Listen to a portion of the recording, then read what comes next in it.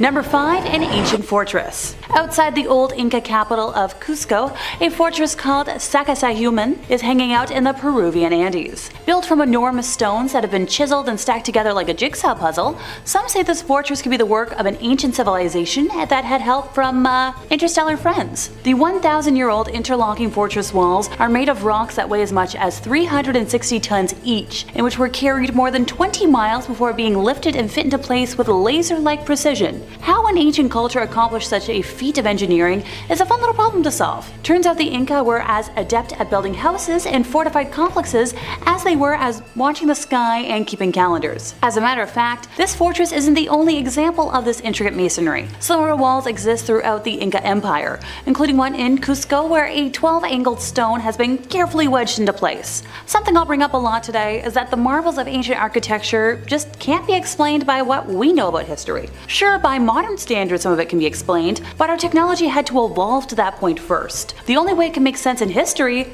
is if we got help from a more advanced species.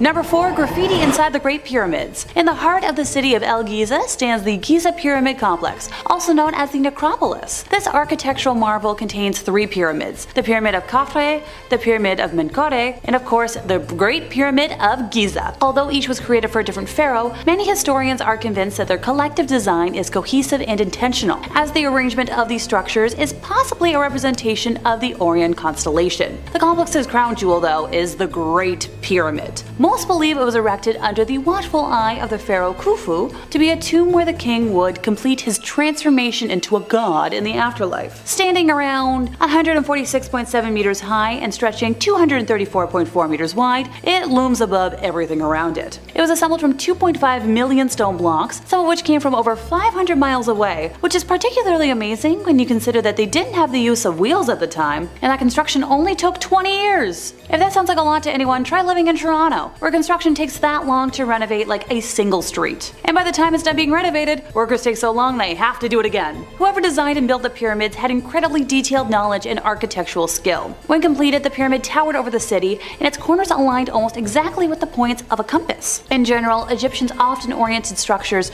to true north pretty precisely, likely using stars such as Polaris to orient their work, and the Great Pyramid is no exception. The origins and composition of the Great Pyramid, our oldest wonder of the world, and its slightly less famous kin, have long confounded scholars. So, how did engineers manage to achieve these seemingly impossible feats that building these masterpieces would require? Well, the truth is, nobody knows for sure. While some believe that construction workers may have used large ramps to transport the stones, this theory has been largely disproven, as there is little archaeological evidence to support the claim. Naturally, theories arguing that aliens must have constructed the pyramid have come into play. It's true that it would have been difficult for humans to build the pyramids, and there's precious little historical evidence of how they were built. Citing this, as well as the architectural and scientific questions that surround the pyramids, many people, myself included, have proposed that aliens came to Earth in ancient times and helped kickstart civilizations. According to these theories, the aliens were instrumental in helping ancient Egyptians build their masterpieces. Believers like us argue that in order to design the pyramids as they are, one would need a bird's eye view, the kind that can be provided from, say, a flying saucer. They also believe that in order to create an object that obeys the so-called golden ratio, a mathematical relationship based on the special number phi, the Egyptians would have needed help from outside sources. Hey look, the alien theory has persisted to the present day. In 2001, Russian scientist Dr. Viktor Ivanovich claimed that the KGB had found ancient alien remains inside of the Great Pyramid. Certainly the Great Pyramid's inner network of shafts, passageways, and chambers is so intricate that it's not hard to understand why people believed that some kind of divinity or superintelligence was involved. Also, the only hieroglyphs inside are graffiti, alleged to be left behind by those who worked on the structure as a signature, which only further supports my theory on the aliens only knowing that to communicate with us by. Like time capsules, the pyramids are physical symbols of ancient wisdom. Made of glittering gold limestone and always remaining around a cool 20 degrees centigrade inside, they provide glimpses of an ancient society that once neared the kind of technological intelligence we possess today. Hey, maybe in 2,000 years, historians will speculate about the extraterrestrial origins of our fallen civilization, and by then, they'll be able to consult actual aliens for help. Swinging in at number 3, the Amber Room. Now, as far as ancient mysteries go, this one is perhaps the most recent, although the design and creation of the mysterious Amber Room dates back to the early 17th century. Now, the precious gemstone of amber has enthralled Europeans for countless generations, and in particular the Russian aristocracy, so much so that in 1716 Peter the Great was gifted an entire room built out of the stuff to celebrate the peace between Russia and Prussia. It was originally installed at the Charlottenburg Palace, home of Frederick I, the first king of Prussia, and Peter the Great loved it so much that Friedrich was like, "You can have it, bud, we're friends now." The room consisted of 180 square feet of pure decadence, glowing with over 6 tons of amber, which were backed with panels upon panels of gold leaf. Today, historians estimate that the original Amber Room would have been worth over $142 million, and is often considered to be the 8th wonder of the world. So, where is it? Well, of course, in 1941, Adolf Hitler initiated Operation Barbarossa, and 3 million German soldiers ravaged their way into the Soviet Union. Inevitably, the Amber Room was seized, tore down by German troops, packed up into 27 crates, and shipped back to Germany, where it was on display at Königsberg Castle until 1943. But in the final months of that year, the end of the war was in sight, and the Amber Room was dismantled, ready to ship away in case the castle was destroyed by Allied forces. That's where the case goes cold, and the trail of the Amber Room was lost to history. Some say that the Amber Room is still hidden within the ruins of the castle, others believe it to have been straight up destroyed in the bombings. There are those that claim it was loaded onto a ship and can be found somewhere at the bottom of the Baltic Sea. The truth remains that we may never know, but it's one of history's most mysterious treasures. Next up at number 2, the fall of Angkor Wat. Now, the fall of the Khmer Empire, a highly advanced state-level society that proliferated in mainland Southeast Asia between the 9th and 15th centuries AD, has puzzled both archaeologists and historians for decades, culminating in the majestic ruins of its capital city, Angkor Wat. The Khmer Empire were incredibly advanced for their time and were noted for their enormous monumental architecture and their extensive trade partnership between India, China, and the rest of the world. They had a massive road system, evidence of advanced agricultural technology, and were most of all famous for their highly complex hydrological system that took advantage of the region's monsoonal complex, efficiently carving out a civilization in a tropical rainforest. Now, the traditional date for the empire's collapse is 1431, when Angkor Wat was sacked by the rival kingdom of Siam. But the reality of it is, no one really knows. Seemingly, while evidence suggests pockets of the empire remained, for the most part, they just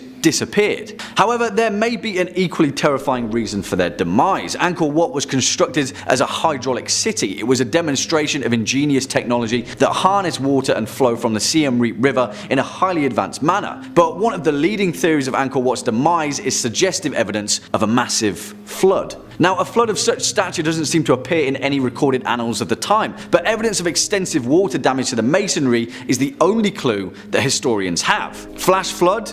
Yeah, more than likely, but what caused it? That's anyone's guess. And finally, coming in at our number 1 spot, the Bimini Road. And talking of water, our final entry is completely submerged in the stuff, as in, it lies at the bottom of the ocean bed, just off the coast of the Bahamas. And what is it? Well, it's a road seemingly constructed from sub-rectangular limestone blocks that spans half a mile, 18 feet below the water. Yeah, and what's it doing there? Well, you bet no one has a clue, as in really no one has any idea how it got there or even what it is, despite over 50 years of extensive research. The Bimini Road has been examined by geologists, archaeologists of all kind, anthropologists, marine engineers, pretty much anyone and everyone with any ancient underwater credibility, all of which have shrugged their shoulders at any reasonable explanation. Well, first off, how old is it? Again, no one knows, despite irregularities in carbon dating from various other materials from the area, which has split researchers into 2 camps: proponents of the road being man-made and those that believe it is a natural geological occurrence. Now, usually geologists are pretty damn good at pinpointing the age of any given mineral, but not with the Bimini Road, as carbon datings have varied widely from being 1500, 3000 and 15,000 years old. Listen guys, there are so many potential consequences to the the implications of the Bimini Road. It could just be nothing at all, a weird freak collection of rocks, but it also could be evidence of a larger settlement long lost to the deep blue sea, and the fact that numerous credible researchers from both camps can't come to an agreement is reason enough to give the Bimini Road some kind of thought. Well,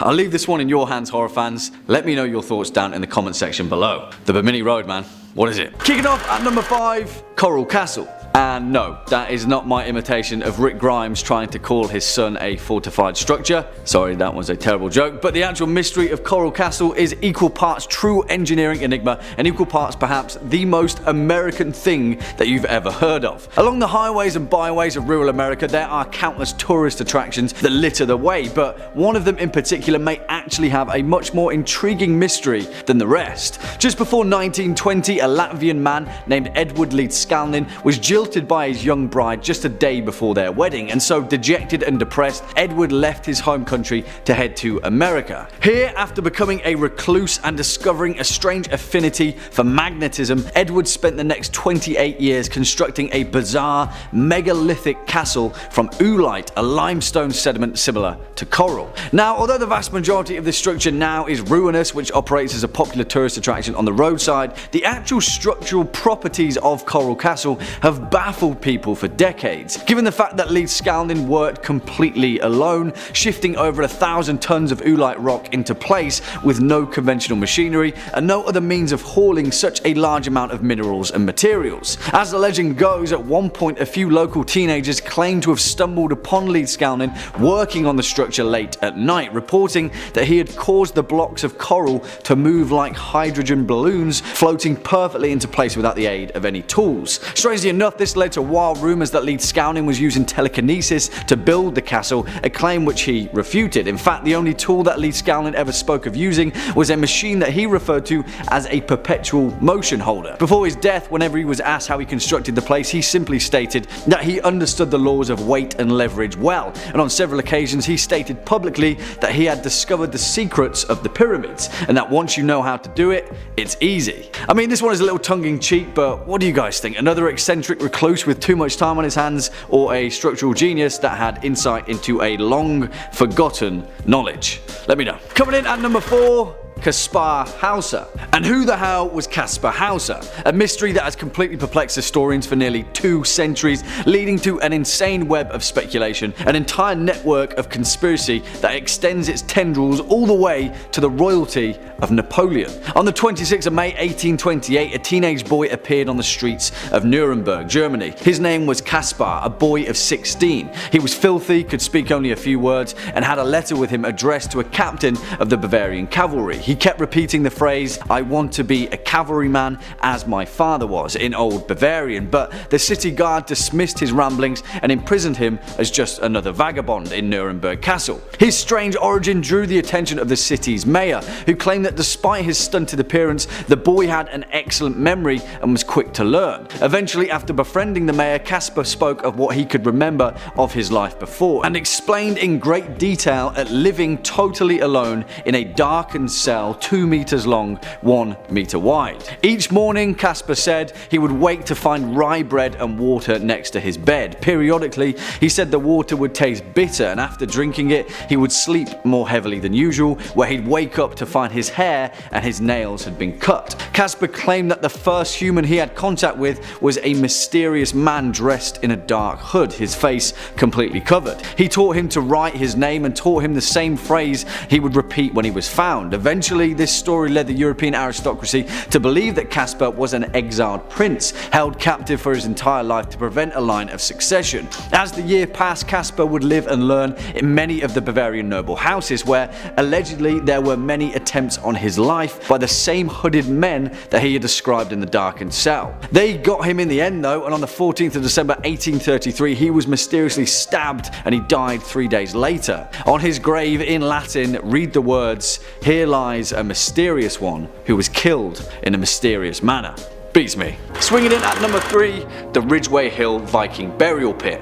And this one is so heavy metal that I have no idea. It could literally make up the plot of a Clive Barker film. In September 2008, archaeologists from Oxford Archaeology began excavating along the route of the A354 when they discovered a burial pit on nearby Ridgeway Hill containing the bodies of what appeared to be 54 Viking mercenaries. And all of them were decapitated. Not only were they all decapitated though, but when their remains were discovered, it was found that they were all in relatively neat little piles. Their heads in one pile, their torsos in another, like some kind of ancient hunting grounds visitor attraction. Researchers are stumped about the Ridgeway Hill pit. There are no leading theories, and the vast majority of it just doesn't make sense. Carbon dating found that their remains dated back to between 970 and 1025 AD. And they were all of Scandinavian origin and carried the physiques of warriors. One leading theory is that the group was somehow ambushed by nearby villagers and ceremoniously slaughtered,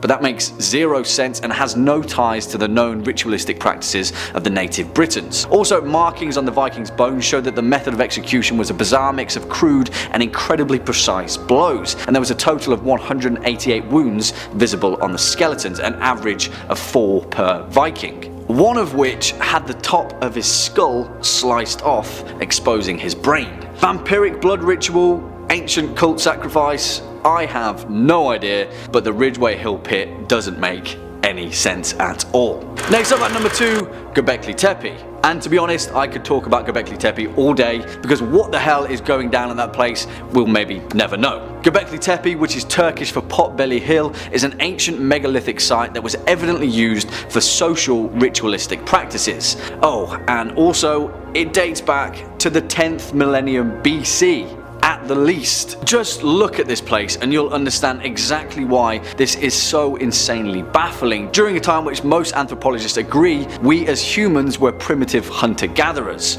But nah, Göbekli Tepe seems to say otherwise, with the structure itself making up patterns of absolutely massive T-shaped stone pillars, more than 200 of them, which form around 20 separate circles and are currently the world's oldest known megaliths, older than Stonehenge. Do you know the kind of ingenuity it takes to build a structure like that? So during a time when mankind was seemingly roaming the plains hunting mammoths, we were actually building incomprehensibly vast structures. Klaus Schmidt, who was a leading German archaeologist, held the belief that Göbekli Tepe was a vastly important pilgrimage destination and a somewhat cathedral for a primitive cult of the dead. Though no tombs or graves have ever been found at the site, Schmidt believed that they remained to be discovered, hidden in niches located behind the temple walls. It's important to note that the vast majority of Göbekli Tepe is yet to be unearthed, and mainstream archaeology has primarily ignored this site. For all intents and purposes, it may be one of the most important ancient structures of our species. As Ian Hodder of Stanford University says, Göbekli Tepe changes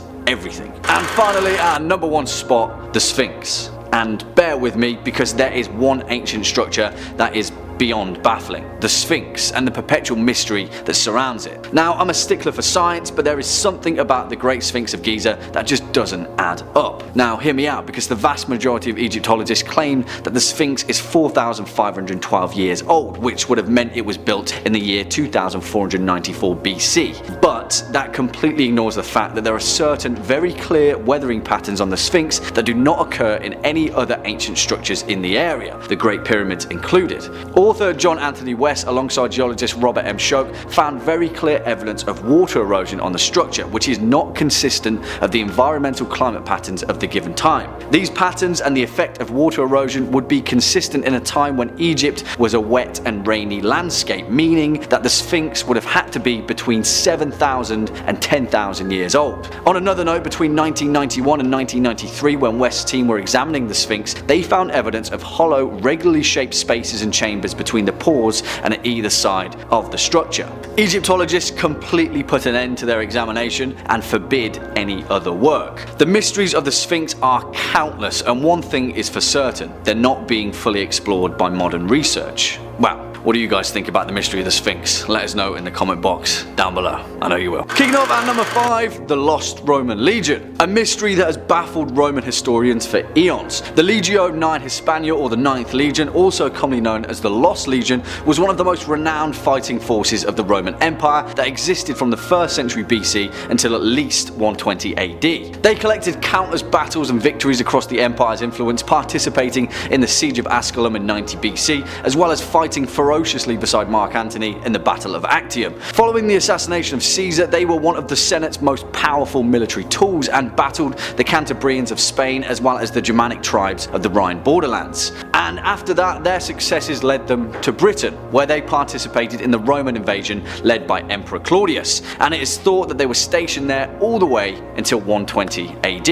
And then they disappeared. Completely, seemingly fell off the face of the earth. Now, the Romans were incredibly diligent record keepers. It's why we know so much about them and why they made extensive records of every military battle and confrontation, even their losses, so they could better develop their imperial machine. And the 9th Legion, after seemingly heading to Scotland to fight the Picts and Celtic tribes, just disappeared. No notes, no records, nothing. Now, the Lost Legion was made up of over 5,000 men, and somehow, in the strange mists of time, they all completely disappeared. I guess we'll never know. Coming in at number 4, the Sky Caves of Nepal. Also known as the Mustang Caves, the Sky Caves of Nepal are a collection of over 10,000 man-made caves dug deep into the sides of the Himalayan Valley in the Mustang district of Nepal. This place has absolutely baffled archaeologists and researchers since their discovery in the mid-90s, when local explorers began venturing inside the stacked caves and found several dozen partially mummified human bodies, all at least between 2,000 and 3,000 years old. Further exploration of these caves has led to discoveries of valuable Buddhist paintings, sculptures, manuscripts,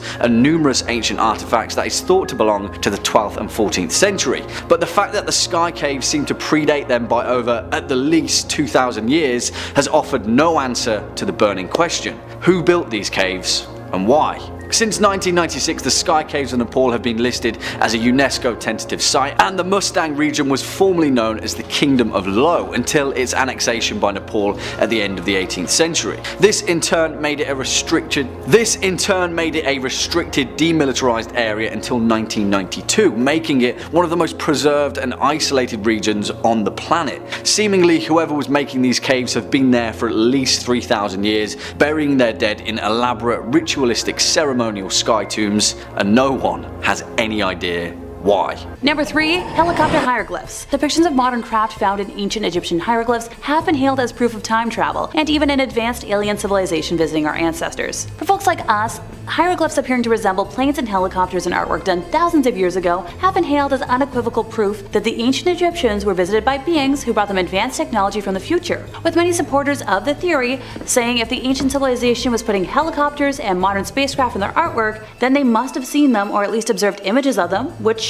makes sense to me. The helicopter hieroglyphs is a name given to part of an Egyptian hieroglyph carving from the temple of Seti I at Abydos. They've been interpreted as an out-of-place artifact depicting a helicopter, as well as other examples of modern technology. The initial carving was made during the reign, like I said, of Seti I, and translates to "He who repulses the 9 enemies of Egypt." It was later filled in with plaster and recarved during the reign of Ramesses II with the title "He who protects Egypt and overthrows the foreign countries." Over time, the plaster has eroded away, leaving both inscriptions partially visible and creating a palimpsest-like effect of overlapping hieroglyphs. As with all dates in ancient Egypt, the actual date of Seti's reign are unclear, and various historians propose different dates, with 1294 BC to 1279 BC and 1290 BC to 1279 BC being the most commonly used by scholars today. Back to the hieroglyphs. So the 3,000-year-old hieroglyphs found in the temple are said to depict a helicopter, plane, and futuristic aircraft among the usual, insects, symbols, and snakes. One popular theory, known as the ancient aliens theory, is that the advanced race who brought details of futuristic technology to the Egyptians were visitors from a far-flung, highly advanced planet, visiting to share their knowledge with the primitive communities here on Earth. The beliefs claim that these extraterrestrials were the ones behind the development of the pyramids, Stonehenge, and other famous monuments. And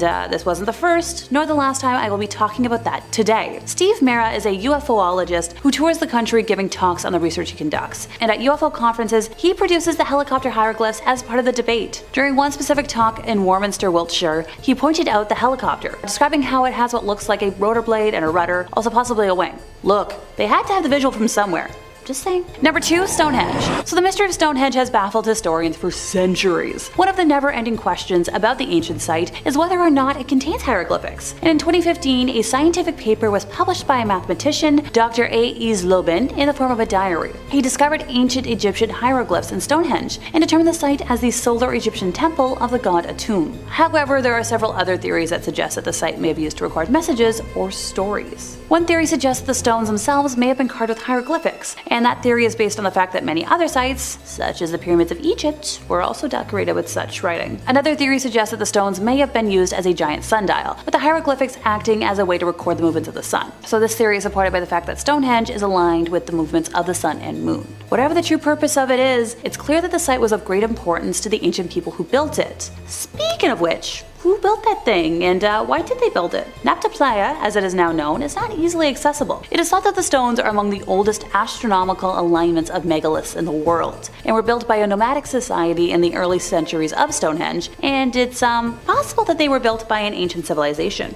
Also, the tomb nearby was also only filled with only cattle bones, which is really unusual. My theory, and ergo why it made today's list, is that the anomalies point more towards alien advanced communication instead of isolated humans. Also, there haven't really been signs of human life, only cattle like I mentioned before, which supports my theory, and not to sound like a broken record today, but if there's something I can't leave out, where there are hieroglyphs, there are things we as humans can't explain. It furthers my theory that one of the languages aliens can communicate with, and the reason they don't visit more now compared to in history, is because of how much we no longer communicate with them now that it's not a regularly used language. Stonehenge is thought to have been formed between the ancient Neolithic and Bronze Ages, while the pyramids are thought to have formed during the Iron Age. For those who need more precision, Stonehenge is thought to be around 3,100 years old, while the pyramids are thought to be around 4,500 years old. Just for reference. Number 1, an alien mummy. Another sign that excites supporters of the claim that ancient Egypt was visited by aliens is a mummy discovered in a small pyramid near Senusret II's pyramid. Now, the structure of its skeleton doesn't really resemble that of a human's body. It's a skeletal conundrum made up of perplexing features. So it's only 6 inches tall, but initial estimates of the age of the bones were consistent with someone in the single digits of age. But the face is what looks especially different. The long angular skull with slanted eye sockets and fewer than normal ribs, 10 pairs rather than the normal 12, only really deepen the mystery. The mummy was discovered by Dr. Victor Luback, a retired professor from the University of Pennsylvania. The remains were found surrounded by unusual objects that could not be identified. An anonymous source claimed that the mummy does not originate from Earth, and that it has greatly troubled Egyptian authorities, who want to keep it a secret. According to the source, in life the mummy served as an advisor to the pharaoh Osirunet. Governments refuse to admit the implications that such a discovery has for human history, but they still fail to provide the world with a significant explanation for it. When I tried to learn more about this mummy, most of the links and resources had randomly gone missing and weren't archived anywhere, which tends to be par for the course when the government wants to cover up the truth about anything to do with aliens. I swear one of these days I'm just gonna go missing, and the government will be to blame. Kicking off at number 5, Stone Tongue. Which again is a pretty damn awesome name for a death metal band, right? But if you're a fan of this series, you'll already know that lists like these are literal golden skull mines for naming yourselves in all your death metal glory. So metalheads that are looking for a band name, take note, please. And also, thank me later. Anyway, Stone Tongue. Let's first cast our gaze back to 1991 in Northamptonshire, Britain, where archaeologists discovered a gruesome and even stranger mutilation that emerged from the remains of Roman Britain. Now, it's no hidden secret that Britain is littered with instances of intrigue from the Roman occupation of Britain, but this one in particular seemingly doesn't fit any sort of logic, or any of the many other mysteries of ancient Britain. At the bottom of a burial pit, buried beneath dozens of other bodies, archaeologists found the skeleton of a man whose tongue had apparently been amputated and instead replaced with a flat stone wedged into his mouth. The burial site at Stanwick near the River Nene dates back from between the 3rd or 4th centuries, where people in Roman Britain would have congregated in small farming communities. Now, it's certainly not rare to find makeshift burial pits in Roman Britain. In fact, they are a dime a dozen. But the strange thing was, this guy was buried at the bottom, face down. And not only was he buried face down, which would usually indicate some sort of fear of him by the community, but his tongue was cut out and replaced with a stone. As researchers noted, this was something that just hasn't ever been identified as a practice so far in archaeological records. There are no other known occurrences of this ever happening in Roman Britain, so far anyway. And the fact that this was on top of the matter of him being buried face down, well, Who the hell was he? What was he doing? It is believed that the man would have been in his 30s at the time of his death, and one theory is that he had mental health issues and was actually responsible for severing his own tongue. Perhaps the tongue was the community symbolically making him whole again, but then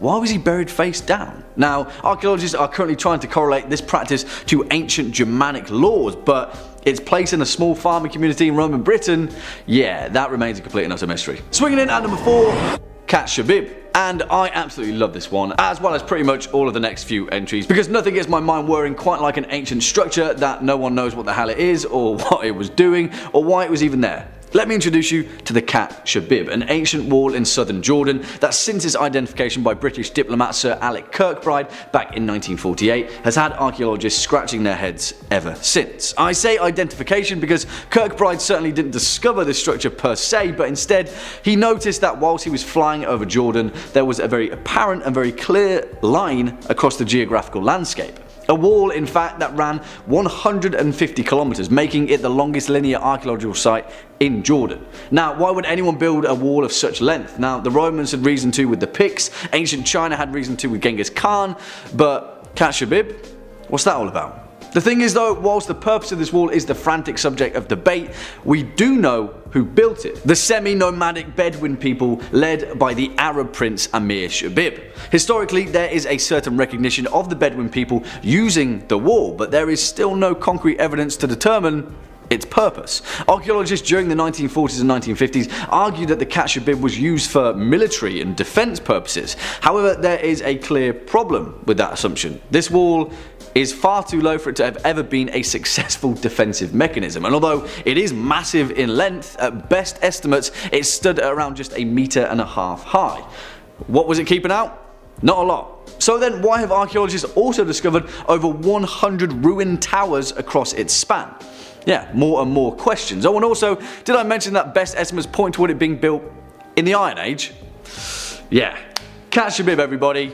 A complete and utter mystery. Next up at number 3, the mystery of Oak Island. And whilst many of you will know this particular entry, there's no denying the fact that the eternal mystery that is Oak Island is worth mentioning every single damn time, and its inception is an event that has long evaded the unscrupulous eye of history. You know the story, right? In Nova Scotia, just off the coast of eastern Canada, lies a small island that has allegedly been the site of our civilization's greatest of treasures, although no one has ever been able to locate the exact point of where that treasure lies, causing countless individuals to fall into a wild obsession with unearthing its eternal mystery.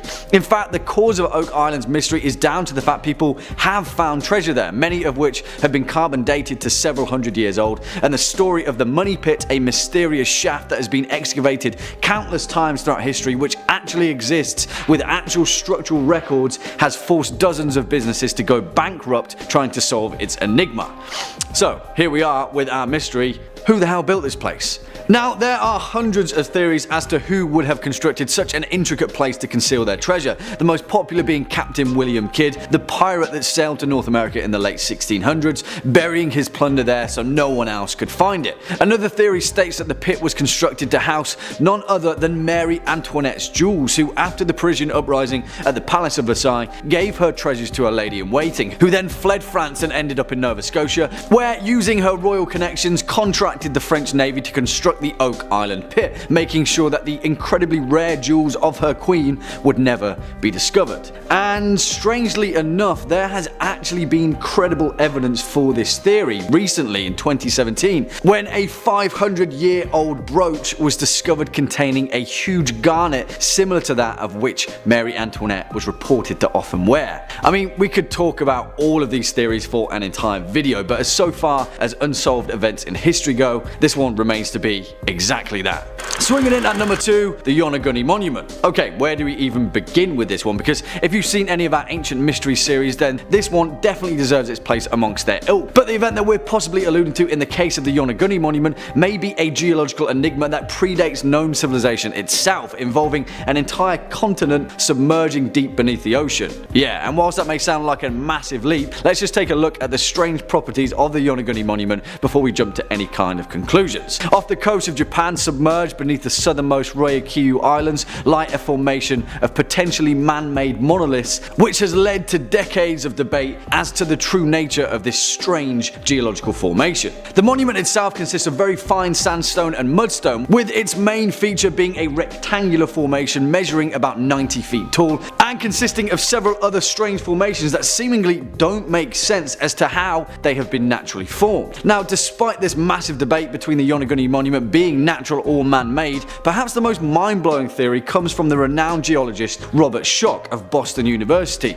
who states that the Yonaguni monument is indeed most likely a natural formation, possibly used and modified by humans in the past before seemingly sliding away to the murky depths of the ocean during a geological event that occurred in ancient history. On the flip side, the geologist that discovered the monument, Masaki Kimura, claimed that the structure was undoubtedly artificial, created by an ancient civilization at least 10,000 years ago, accurately carved and created before sliding into the ocean following unknown tectonic activity. Kimura also goes on to say that not only that, but he can also identify a nearby pyramid, castles, entire roads, other monuments, an entire stadium at the bottom of the ocean. Yeah, this one is quite something. What do you guys think? Let me know. And finally, coming in at our number 1 spot, the creation of Baalbek. Because, holy moly, if this one isn't one of the most mysterious unsolved events in history, I'm not entirely sure what is. Who the hell built Baalbek in Lebanon, the most mysterious ruins of the entire Roman Empire, a monumental, supposedly 2,000-year-old temple to the god Jupiter that sits atop 3 separate 1,000-ton stone blocks? To put it into perspective, the monoliths at Stonehenge weigh about 1/40th of that. Yeah, you heard that correctly. 1,000-ton stone blocks. And despite being the diligent record keepers that they were, there is no record of who ordered this temple to be built, how these monolithic stones were cut, why they were cut, or how they even came to be, and how the temple itself came to be abandoned, because for the most part, whoever built Baalbek just up and left. Now, there are many mythological and cultural legends as to the origins of Baalbek. Some say that Cain built it to hide away from the wrath of God. Others say that giants built it at the command of Nimrod, which would eventually become the Tower of Babel. In fact, in the Epic of Gilgamesh, some claim that the intergalactic landing pad alluded to in its tale was in itself Baalbek, a site constructed purely for the reception of ancient astronauts. In fact, though, the actual mystery of Baalbek resides more within its geographical location. What was the point in cutting such enormous rocks out in the middle of nowhere? Why was this temple even built where it was? And why would the Romans go to such great lengths to create a structure that wasn't efficient in location instead of next to a major city or a port? The Romans weren't exactly known for doing things without efficiency and purpose. That's what made them so successful, after all. In fact, Baalbek seems so out of character to have been built by the Romans that many scholars completely eschew any historical engineering correlation with them and simply state that the Romans never built Baalbek but discovered it and then added their iconic pillars to Jupiter and repurposed the ruins as their own kind of temple. Yeah, I'm stumped, guys. The construction of Baalbek, who made it, when they did, how they did it, and why they did it remains to be one of the most mysterious events in history. Kicking off at number 5, Seti. And this is an incredibly interesting case because if the implications are true, then it exists in 2 separate timelines. Both the early 20th century and, believe it or not, in late 1200 BC. Let me explain. On January 16th, 1904, a girl by the name of Dorothy Eady was born in the London suburb of Blackheath to 2 Irish middle-class parents, Reuben Eady and Master Taylor, and her mother, Caroline Eady. At the age of 3, Dorothy suffered a terrible fall from a flight of stairs that by all rights should have killed her, but after she had recovered in hospital, in the years that followed, she started to exhibit strange behaviours. She suddenly had developed a keen interest in ancient Egypt, and began talking in a strange, otherworldly accent. At Catholic school, she was thrown out for declaring her love for Osiris and her longing to return to what she referred to as the old religion. After being taken by her parents to the British Museum, she saw a photograph of the New Kingdom Temple and loudly declared, "This is my home, but where are all the trees? Where is the garden?"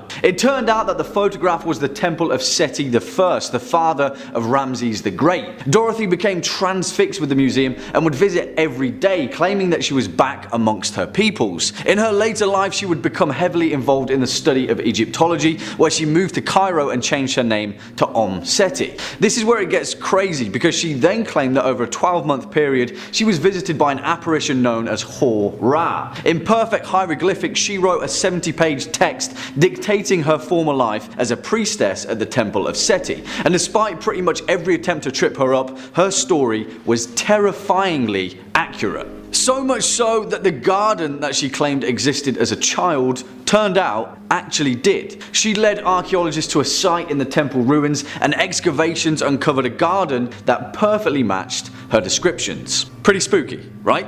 Next up at number 4, the Antikythera mechanism. If you know anything about the legendary Antikythera mechanism, then you'll know that it's pretty much baffled scientists since its discovery way back in 1901. Now, it may look like some kind of weird piece of ancient metal, but the real kicker is that the Antikythera mechanism appears to be the first instance of an analog computer that, get this, potentially dates back to 200 BC. It was found amongst the wreckage retrieved off the coast of the Greek island Antikythera, and it is believed to have been designed and constructed by ancient Greek scientists. But what exactly were the ancient Greeks doing with a clockwork computer? Well, it appears that they may have been scanning the stars. The device itself is a series of complex clockwork mechanisms comprised of at least 30 meshing bronze gears. Now, detailed imaging of the mechanism suggests that it had 37 gear wheels that enabled it to follow the movements of the moon and sun throughout the zodiac, and could predict eclipses to pinpoint accuracy and even model the irregular orbit of our moon. What is absolutely crazy about the Antikythera mechanism is that the knowledge of this technology was evidently lost at some point in antiquity,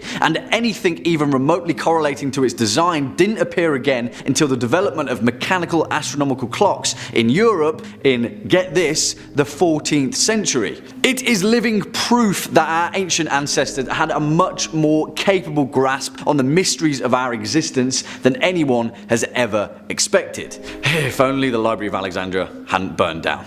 Hey. Next up at number 3, the Golan structure. Alright guys, if Catch the Bib had you scratching your head, then the Golan structure is going to require some form of head scratching machinery. Let me introduce you to the Golan structure, also known as Rajum el-Hiri, an ancient megalithic monument that resides in the Israeli-occupied portion of Golan Heights, just off of the east coast of the Sea of Galilee. Made up of more than 42,000 basalt rocks arranged in concentric circles with a mound that is 15 foot tall at its centre, the Golan structure has often been referred to as the Stonehenge of the Levant. Why? Well, of course, because it dates back to at least the early Bronze Age, to between 3000 and 2700 BCE. So what is it? Who built it? What purpose did it serve? Yeah, that'll be a we don't have a freaking clue on pretty much all of those points. The outermost wall of this structure is 520 feet in diameter and 8 feet high, and since archaeological excavations have thus far yielded very few material remains, most Israeli archaeologists believe that the site was certainly not of a defensive position or a residential quarter, but most likely, as the vast majority of these enigmas are, it was a ritual center. And not only that, but a ritual center that is possibly linked to the cult of the dead. But on that note, there's even more of a mystery, because so far no human remains have ever been found at the site, only objects pointing to its function as some kind of tomb.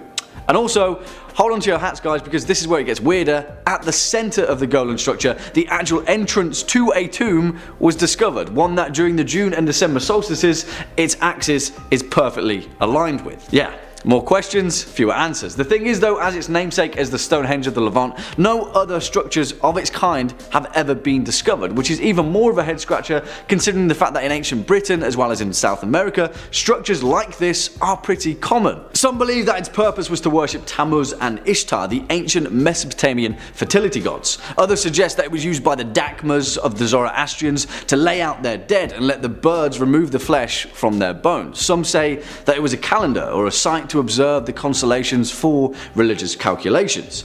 Maybe it was all of these things at some point in time, but as it remains, we may never know. Coming in at number 2, the Great Lakes Copper Mystery. Oh boy, here we go. If you're not already feeling perplexed at the mysteries of the ancient world, then I'm fairly certain that this one will knock your metaphorical socks off. In the wilds of Michigan's Isle Royale National Park, it remains a beautiful and remote location, but thousands of years ago, the island was home to a thriving mining industry. Yes, mining. The rich veins of copper that ripple through the site's bedrock certainly drew the attention of the early Native Americans, and the fact that they diligently used this ore to make tools and jewelry is evident still. But the actual extent of their operation remains a complete and utter mystery. Why? Well, because around 6,500 years ago, there is clear and startling evidence to suggest that roughly 500,000 tons of copper was mined from the land. 500,000 tons of copper, which simply put is a staggering amount. Now, the copper culture complex is an astounding feat of ancient civilization regardless, but here is where our mystery takes another turn. You know why? Because Michigan copper is some of the purest copper on the planet. Keep that thought in mind. And 500,000 tons of it, well, frankly put, there should be more evidence to its use throughout the Midwest. Now, I'm going to take a little bit of a leap here, and I'm going to point us toward another ancient mystery, one that occurred off the coast of Turkey, roughly around the 14th century BC. A shipwreck that was discovered just off the east shore of Uluburun, discovered by a sponge diver back in 1982. Now, the Uluburun shipwreck is a bit of a mystery in and of itself, but it's with the content of its cargo that we're concerned with here. Within the hull of the shipwreck, over 10 tons of copper oxide ingots were discovered. Now, oxide ingots, which are named so down to the fact that they are shaped with rectangular handholds on either side, were relatively common in the late Bronze Age period of the Mediterranean Sea. You know what's weird? Testing on these ingots later discovered that they were extraordinarily pure for others of its kind. In fact, more than 99.5% pure. The oxides themselves were brittle blister copper, with voids and slag bits that only occur when multiple pourings were made outdoors over wood fires. There is only one type of ore of this purity, Michigan copper, the kind mined over 6,500 years ago in the copper culture complex of North America. Yeah, beats me, guys. And finally, coming in at number one spot, the Ness of Brodgar. And I absolutely adore this particular Neolithic mystery, and at the moment this is pretty much my direct inspiration for scholarly study of the ancient world. Now, we've covered this area quite a few times on this channel, and if you'd like to find out more about places like Skara Brae, the ancient site discovered on the Orkney Isles of northern Scotland, then please check out our Scottish history list, and also, you know, do your own discovering, because Neolithic Orkney is absolutely amazing. But there's another place that is even more remarkable than Skara Brae, the Ness of Brodgar, perhaps one of the most important discoveries in archaeological record depicting just what the hell was going on during the Neolithic period of ancient Britain. Now, back in 2003, in a site that occupies the central position with the Orkney archipelago that lies between the locks of Stenness and Harray, an imposing complex of monuments were discovered, a series of structures that seemingly were of pivotal importance to Neolithic Orcadians, and perhaps even further afield, perhaps even the whole of ancient Britain. The site itself, which lies between the already discovered ring of Brodgar, a Neolithic stone circle that has its own mysteries, as well as the equally mysterious stones of Stenness, dates back to at least 3,300 BC. As of 2016, 14 structures have been discovered, with many of them being built on top of each other, suggesting perhaps an even older use of this site and a location of incredible importance to the Neolithic people of ancient Britain. Without a doubt, though, the most impressive structure, known as Structure 10, which appears to be a Neolithic pyramid, is even more of a head scratcher. Yeah, I just said Neolithic pyramid. Around this site, which was used prolifically up until around 2200 BCE, after which it abruptly stopped, archaeologists have since discovered the bones of approximately 400 cattle, around which the carcasses of several red deer were placed, with many of their tibia bones being cracked and extracted for marrow, suggesting the site of a feast. Do you know what's weirder though? During this event, there is also evidence of the temple being largely destroyed, brick by brick. Seemingly, for some reason, the Neolithic Orcadians built this site as a place of incredible importance, used it for 1,000 years, and then one day threw a party and tore the whole thing down.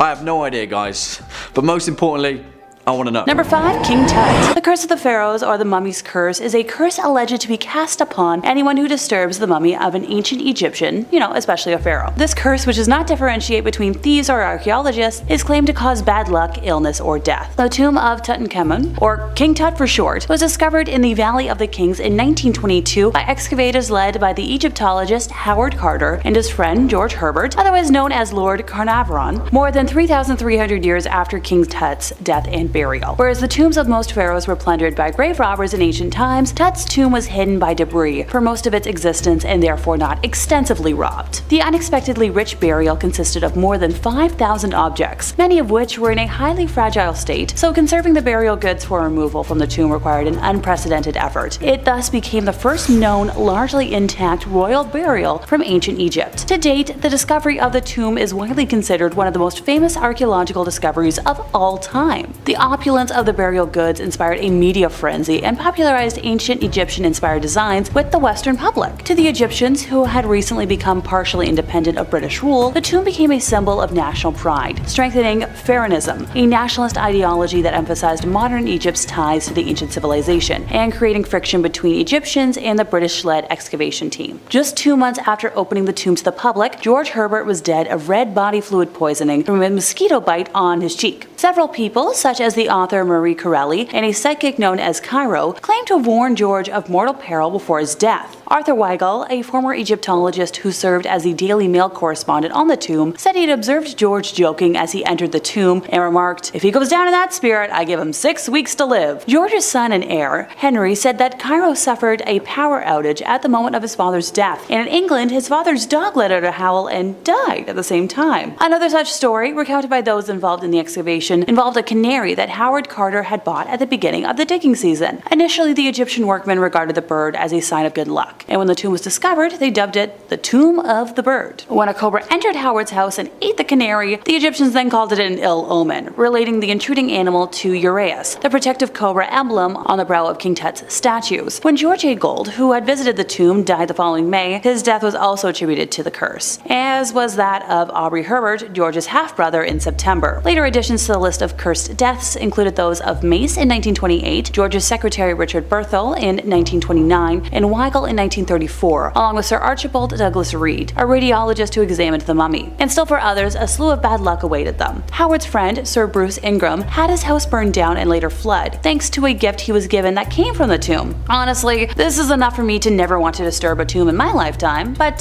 let's move on and strengthen my argument. Number 4. Tamerlane. In June of 1941, Mikhail Gerasimov, a Soviet scientist, wanted to dig up the conqueror Tamerlane to reconstruct his face. That was his kind of thing as a doctor. He pioneered the field of paleoanthropology, which is just a very scholarly way of saying reconstructing the dead. Hey, it's a lot better than what a lot of other doctors were specializing in at that time. Local residents and Muslim clergy tried to stop the excavations, but the expedition continued its work despite everything. Tash Mohammad Kari-Niyazov was the leader of the expedition, which, other than Mikhail, also included the writer and historian Sadrian Aini, the famous Orientalist A. Semenov, and M. Gerasimov, along with a young cinematographer by the name of Malik Kayumov. These excavations were mainly aimed to examine the human remains in the tombs and to prove that they belonged to Tamerlane and his closest relatives. The group first opened the tombs of Ulugh-Bek's son, and then the tomb of Timur's sons, Miran Shah and Shahrukh. On June 18th, they discovered the remains of Ulugh-Bek, the grandson of Timur, and on June 19th, the heavy gravestone was taken from the Tamerlane's tomb. All this was done while ignoring 2 consecutive warnings on the tomb itself. The first warning was inscribed in plain sight and well known, saying, "When I rise from the dead, the world shall tremble." The second was a surprise, hidden within the tomb itself, reading, "Whomsoever opens my tomb shall unleash an invader more terrible than I." Well, finally on June 20th, the tomb of Tamerlane was opened, and the mausoleum was filled with a sharp, choking odor that of the mixture of resins, camphor, rose, and frankincense. It should be noted that Timur died in Otrar on his way to China, so to be buried in Samarkand, he had to be embalmed. 3 days later, Germany launched Operation Barbarossa and invaded Russia. Few would argue that the evil German dictator would qualify as an invader more terrible than Tamerlane. Those that dispute the curse point out that Operation Barbarossa was already planned and underway before the invasion of Russia. Of course, sure, you can argue that. But you also have to note that in 1942, when the body was finally returned and buried with full Islamic rites, the Battle of Stalingrad changed the course of the war for the Russians. Coming up next at number 3,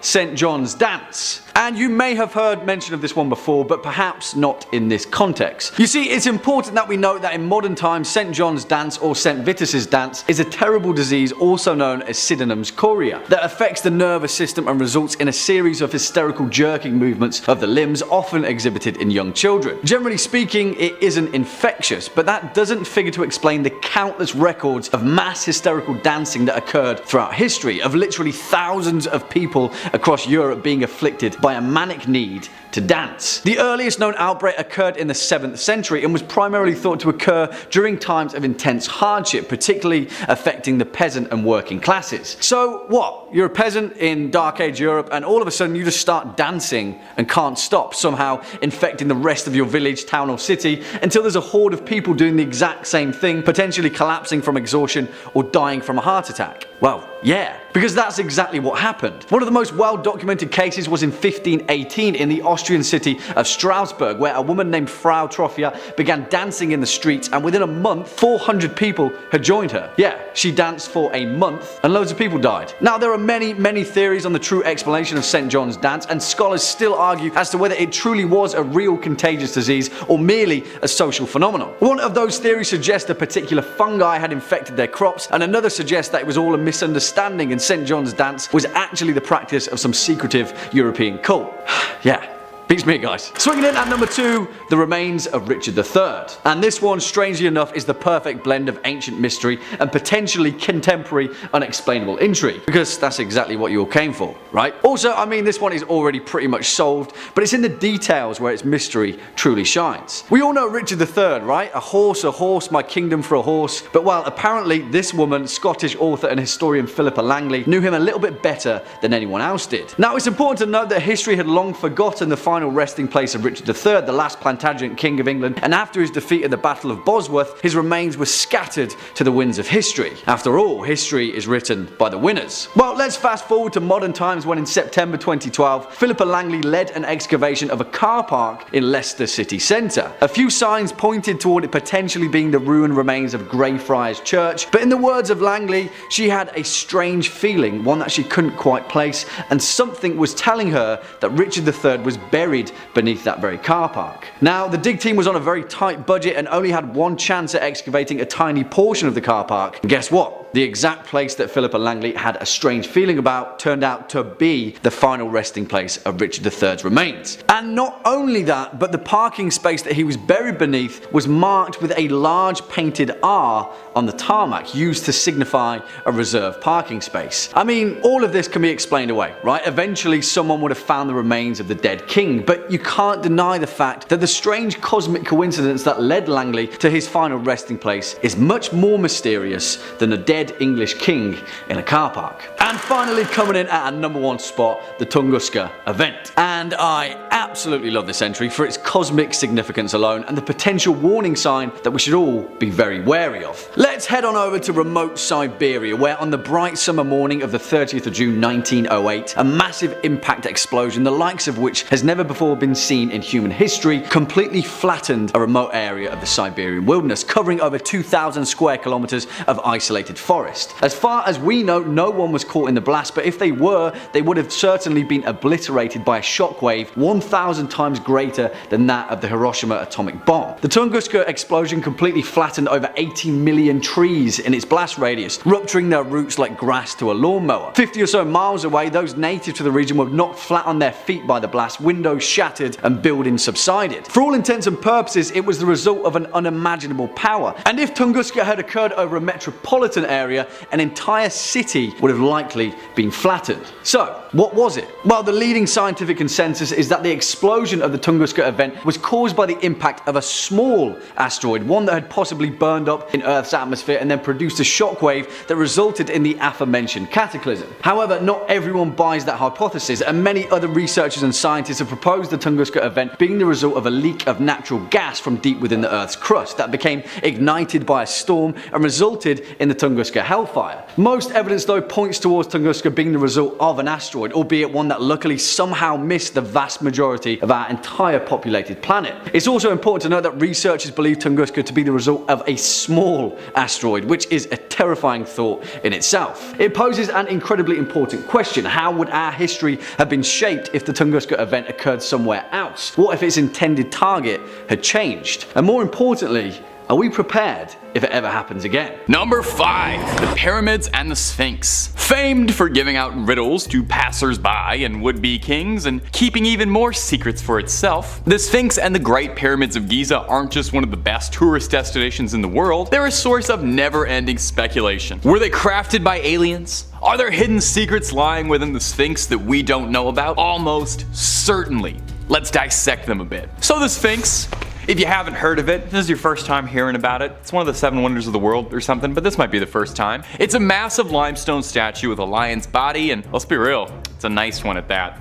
And the head of a human. Was it always a human's face? There's some speculation and discussion about that. Some researchers have proposed that originally the Sphinx was a monument to the jackal god Anubis, and that his face was refitted at some point in the image of Amenemhet II, a pharaoh from around that era. Now the purpose and origin remains a point of contention to Egyptologists. What was the Sphinx built for? Is it a tomb? A monument? Just something to take photos of? Some people even speculated that the Sphinx is older than Egypt even. A tomb? A monument? Just something to do? Researchers too have speculated that perhaps the Sphinx is older than Egypt even. Erosion pattern on the Sphinx's body appear consistent with water erosion, rather than wind erosion, raising all sorts of questions about the climate and geological history. Did Egypt used to be like a lot wetter? And that's just what puzzles people on the outside. The inside of the thing is a whole other can of worms. Some propose that there are unexplored passages or secret chambers containing wondrous treasures, ancient texts, sacred artifacts. I think the Master Sword might even be in there. Some people think there's proof of extraterrestrial life. It's a very widespread conspiracy theory that aliens were involved in the Sphinx and the pyramids and are very closely tied to ancient Egyptian culture. Some limited excavations around the Sphinx have been carried out, but because of the delicate nature of the monument, further digging is a bit challenging. You don't want to be the guy who ruined one of the 7 wonders of the world. They're gonna make fun of you forever if that happens. We could do a whole video on the mysteries behind the Sphinx, and I sincerely hope we do, because we are just scratching the surface of strange stuff going on there. But if you're looking for way more strange stuff, then you already know we have that in spades. We've got just about everything freaky you can think of. We've done a video or 2 on it. So hit subscribe.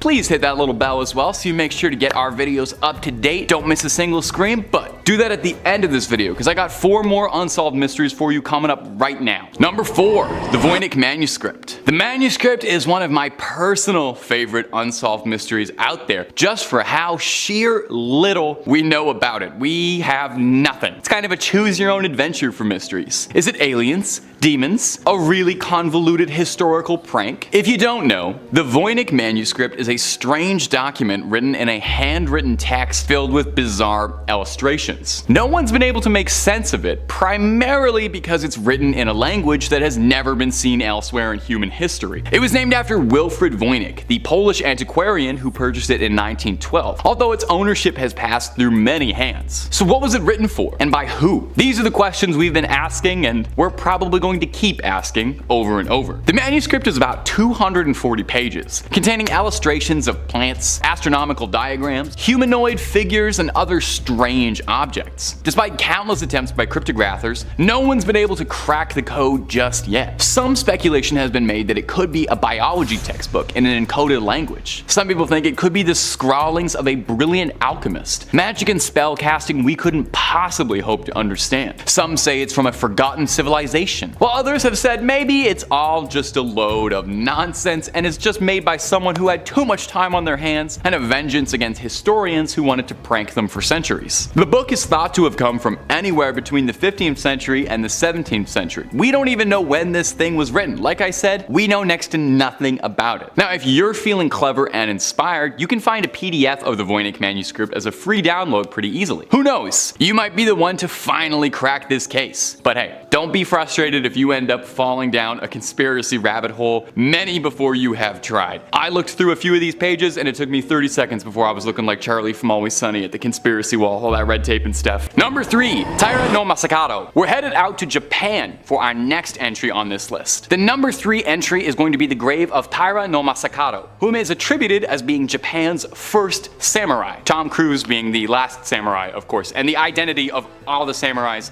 in between that, totally unknown, lost to history. Now, the story of Taira no Masakado is absolutely fascinating, especially if you love Japanese history. He was a samurai who rebelled against the central government in 10th century Japan. He claimed the title of new emperor and led a revolt in the Kanto region. Masakado's rebellion was eventually suppressed and he did fall in battle. But his legend grew over time and he became revered as a folk hero and a symbol of resistance. Masakado's story embodies the struggle against oppressive rule and the enduring spirit of the Japanese people. And enduring spirit, that might have a few more meanings. When the Ministry of Finance burned down during an earthquake in 1923, the at the time superstitious Japanese emperor blamed Masakado, who had been dead for 1,000 years at this point, so probably not directly involved, but a ghostly curse maybe. The grave superstition actually extended outside of Japan. When the US was occupying Japan in 1945, they refused to go anywhere near Masakado's final resting place. A bank was erected where the shrine was, and a few years after it was built, the branch declared bankruptcy, funny enough. In a last-ditch attempt to save their bank and appease the spirit, they opened an account for Masakado. It didn't help much, and probably just offended him more when he saw that his bank account was empty. These days, there's a small garden dedicated to Masakado's memory where you're invited to come pay homage and respect to Japan's first samurai, but if I was you, I would avoid building anything there at all. Maybe just take a few pictures, sit on a bench, and say something nice to him. Number 2. Shakespeare's grave? Who's the most famous writer of all time? You could probably make a very strong case that it's William Shakespeare, the beloved playwright and nemesis of high schoolers. All his characters are household names, and his plays have been played over and over and over and over around the world. There's probably much ado about nothing happening in a park near your house right now. You probably wouldn't think of an esteemed playwright from the 16th century in England to be someone you would hear about on a list of cursed tombs. But would you believe that Shakespeare's grave is said to be cursed? I hope you believe it, because it's true. Now, Shakespeare's own name isn't on the tomb. Shakespeare's own name isn't on the tomb, according to Reuters, but the inscription on his grave definitely bears mentioning. Good friend, for Jesus' sake forbear to dig the dust enclosed here. Blessed be the man that spares these stones, and cursed be he that moves my bones. Thank you. I did Statford for a few years. Yeah, thank you. It's no big deal. It's no big deal, guys. The warning worked. Buildings constructing repairs in 2008 went out of their way to avoid the gravesite at all, but not everyone would heed the bard's curse. According to an archaeologist, Kevin Coles, there is reason to believe that at some point in time, unknown, for unknown reasons, somebody dug up Shakespeare and took his skull. Alas, poor Shakespeare. I knew him well. That was from Hamlet. That's one of the plays that he wrote. There's been a lot of debate and wonder even why Shakespeare's name isn't inscripted on the grave. He's the only grave in the plot without a name, and he's a particularly famous grave. There are some who suspect that Shakespeare himself wrote the epitaph, which is pretty funny and in line with him, I think. But I don't know if that's entirely true, mostly because the epitaph was very, very easy to understand, and I didn't need to translate it on the bottom of the page like most of Shakespeare's work. Baitcher Arim, Israel. You know, I joke around the office that it can be pretty tricky writing top 5 scary videos sometimes. Because of all the channels that we have, there's not a lot of new developments in the world of scary. You know? There's not a lot of new ancient folklore, there's not a lot of new haunted places, and there's not a lot of new cursed tombs being made. Well, they're not being made, they should be.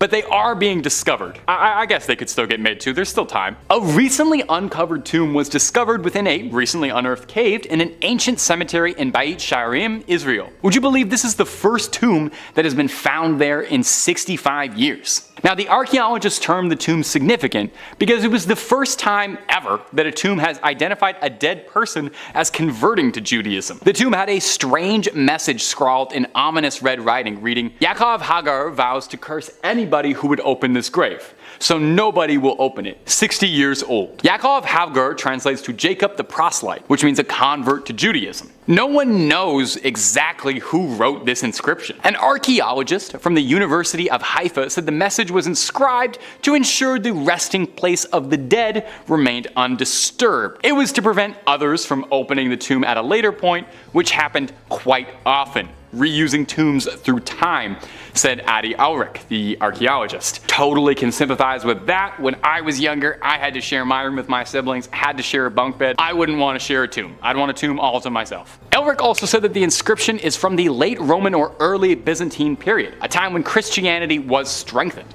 And here we find evidence that there were still people who chose willingly to join the Jewish people. That's an interesting thing to find on a tombstone. And currently, as of this writing, it has yet to curse anyone too much, but also they didn't disturb it too much. So let's just hope they keep some of those stones where they are and they can keep those curses underground. Number 5. Timur the Conqueror. Timur the Conqueror was a 14th century conqueror and founder of the Timurid Empire. And according to the legend's inscriptions on his tomb, there was a warning of calamity for anyone who dares disturb his remains. And I would also just take this moment as a general rule of thumb, you shouldn't disturb anyone's tomb. Anyone at all. It doesn't matter if they were a famous conqueror or just like a milkman or something, you know? But definitely don't disturb famous conquerors who have ancient curses placed upon them. Mikhail Gerasimov was a Soviet scientist and wanted to dig up the conqueror, not for personal gain or to rob his tomb for loot, but rather to reconstruct his face, as he was a pioneer of paleoanthropology, which is a very fancy schmancy word for reconstructing the dead, making 3D models of their faces and stuff, so we have an idea of what historical figures look like. It's really cool tech. Now, it should be stated,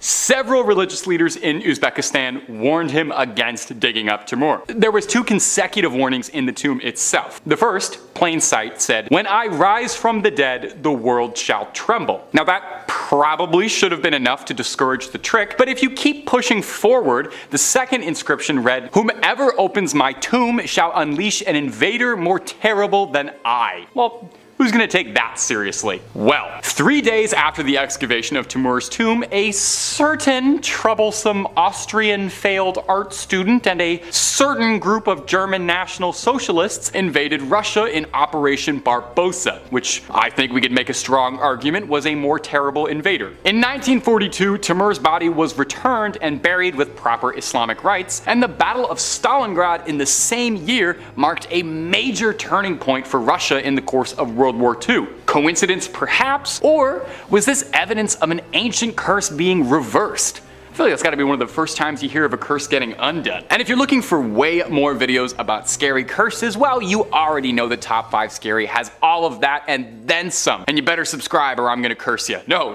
don't worry. No curses at all, just a little joke. But do make sure you hit subscribe, ring that little bell so you don't miss any of our videos, but if you'd be so kind, do it at the end of this video, because I got 4 more cursed tombs coming up for you right now. Number 4, Casimir Yaghellion IV. Our next entry at number 4 on this list is a new one to me. I'd never even heard of this guy, so hopefully it's a new one for you as well. It's the tomb of King Casimir IV Yaghellion. King Casimir IV was one of Poland's most beloved heroes right after Geralt of Rivia. Under King Casimir's reign, according to Britannica, he subdued the Teutonic Knights and fought to keep a union between Poland and Lithuania while recovering lost lands taken from kings before. Pretty cool king stuff. His legacy is that of one of Poland's most notable leaders, and his grave has left quite a lasting impact on the country. After King Tut's grave was exhumed, around 40 years after, something very similar happened to a research crew in Poland at the tomb of Yaghellion. Because no one learns any lessons. Researchers were eager to dig up the king to learn about his death and dug right on in. Again, you gotta listen, you gotta learn. You saw the people digging up King Tut, did not work well for them.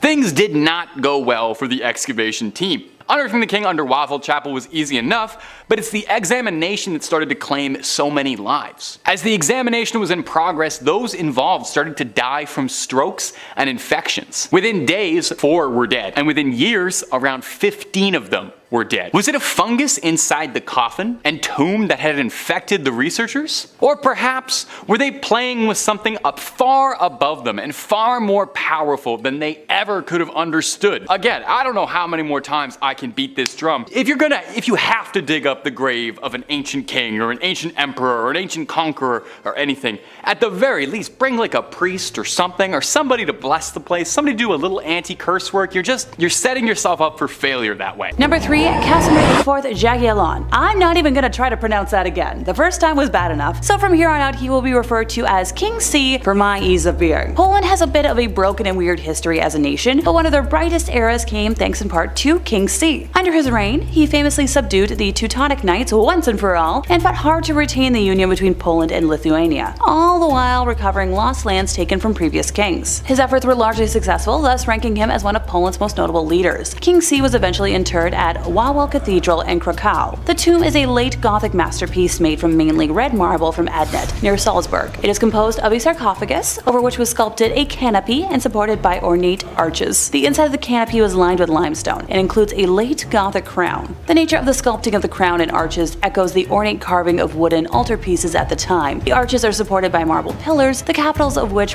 feature biblical scenes. A full-length sculpted effigy of Casimir lies on top of the sarcophagus, and it's an unusual depiction. King C is presented as being in agony and is dressed in a clerical cloak only used at coronations. The sides of the sarcophagus bear the arms of King C's kingdoms and territories. In 1973, a group of archaeologists and researchers were eager to figure out more about the king's death nearly 500 years after his funeral, and they dug right in and opened it up like a Kinder egg. Unfortunately, things didn't go well for the excavation team. Unearthing the king under Wawel Chapel was easy enough, but it's the examination that started to claim so many lives. Even as it was in progress, those involved started to die from strokes and infections, and within days, 4 were dead.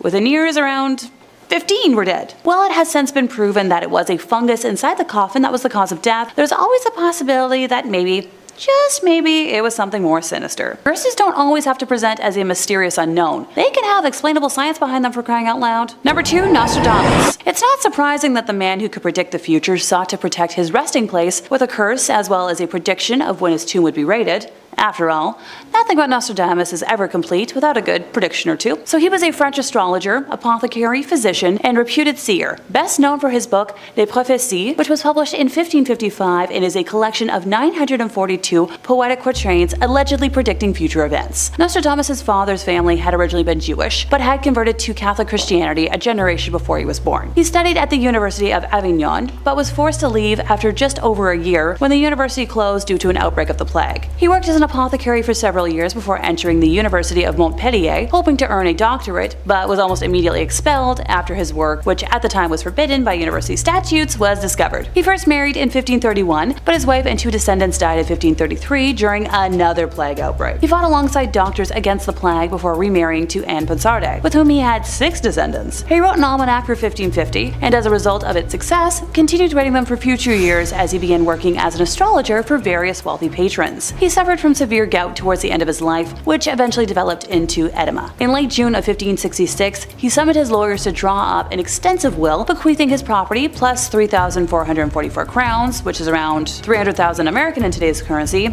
minus a few debts, to his wife pending her remarriage, in trust for her sons pending their 25th birthdays and her daughters pending their marriages. On the evening of July the 1st, he is alleged to have told his secretary, Jean de Chavigny, "You will not find me alive at sunrise." And what do you know? The next morning, he was reportedly found dead, lying on the floor next to his bed and a bench. He was buried in the local Franciscan chapel in Salon, but reinterred during the French Revolution in the Collégiale Saint-Laurent, where his tomb remains to this day. In a quintessential Nostradamus quatrain, he calls out whoever would dare disturb his tomb, "He who will open the tomb found, and will come to close it promptly, evil will come to him, and one will be unable to prove if it would be better to be a Breton or a Norman king." A report from York University goes into detail about what just kinda happened when the tomb of Nostradamus was disturbed in 1793. In the heart of the French Revolution, French soldiers went after the fabled tomb, ignoring the supposed rumor that whoever opens the tomb would be, killed. It's said that the soldier who opened the tomb found a sign around Nostradamus' neck that predicted the exact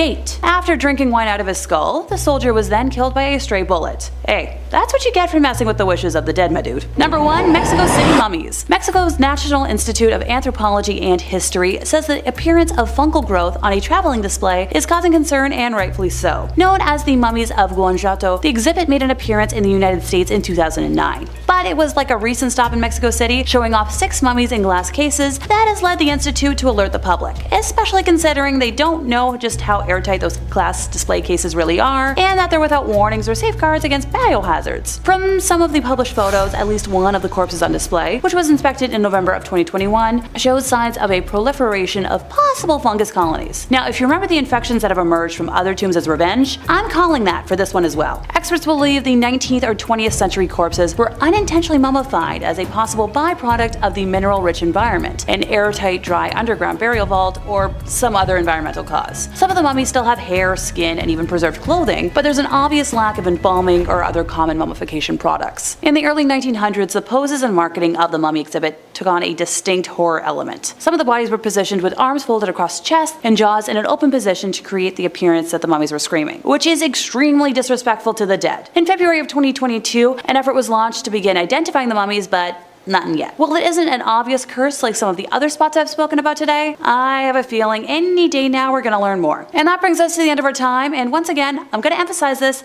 leave the dead alone. Seriously, resting in peace ain't just a figure of speech. Kicking off at number 5, the tomb of Antony and Cleopatra. Now, the legendary Roman politician and general Marcus Antonius, alongside his kindred spirit Cleopatra, may well be the most notorious lovers in the history of our civilization, and although mountains upon mountains of literature have been written about their star-crossed fate, the real mystery of Antony and Cleopatra came after they had both slipped from this mortal coil. Now, if you know anything about the Roman conquest of Egypt, you'll know that around 30 BC, Mark Antony and Cleopatra were not in the Romans' best books, and a general known as Octavian had waged a long and bloody campaign to bring Cleopatra's reign to an end, which he ultimately won. But sadly for us, that's where the trail runs cold, with no leads as to the two lovers' final resting place. One of the greatest unsolved mysteries in antiquity is the exact location of the final burial place of Antony and Cleopatra, but according to several ancient historians, Tonius and Plutarch to name a few, it was recorded that Octavian had permitted the two to be buried together, as their surviving children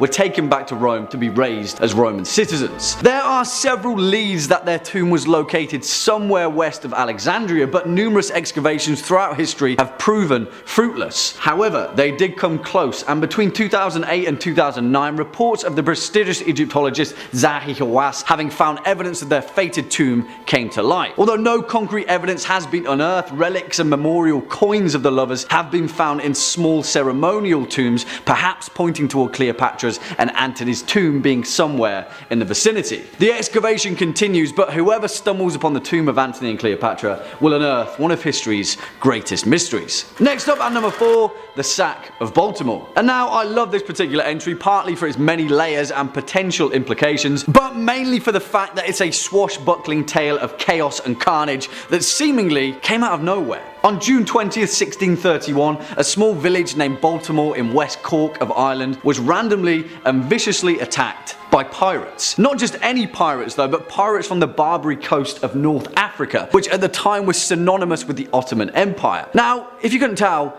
that's quite a distance. This incident would go down as the largest attack by Barbary pirates in both Ireland and Great Britain, and seemingly the target was a tiny village tucked in the corner of the Emerald Isle. So it posed the glaring question: why? Was it just a random chance of opportunity after the pirates had drifted off course? Perhaps, but it's not likely. See, the attack was led by a Dutch captain by the name of Jan Jansvoon van Haarlem, who had changed his name to Murad Rees the Younger, which, if you can't tell, is a bit of a curveball. But that curveball may have actually been thrown by someone else entirely. You see, despite being a small village, Baltimore was actually in the middle of a power play. At the time, it was under the control of a Gaelic chieftain, Sir Finian O'Driscoll, but the nearby English colony of Cork, led by a man named Sir Walter Coppinger, also had Baltimore in his sights. History is unclear as to who pulled which string, but all signs point toward the bizarre pirate attack being orchestrated by someone else entirely, in the hopes of seizing power away from O'Driscoll. In fact, several texts have even suggested that O'Driscoll's own relatives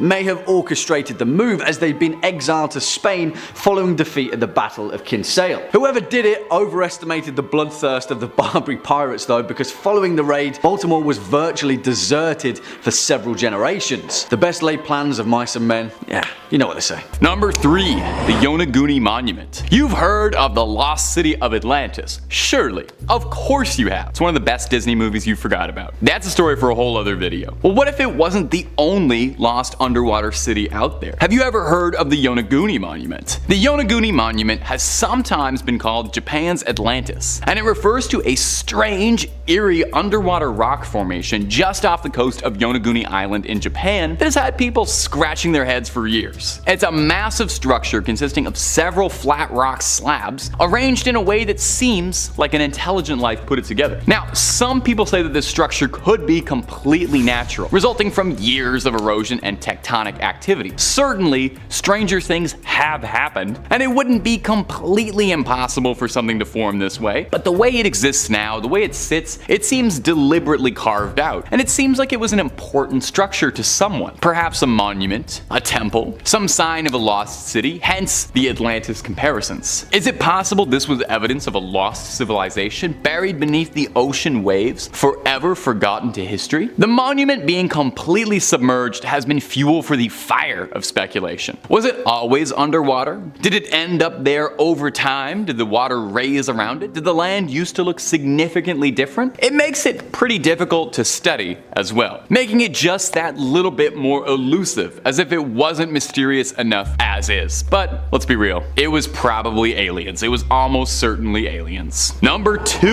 the Bermuda Triangle.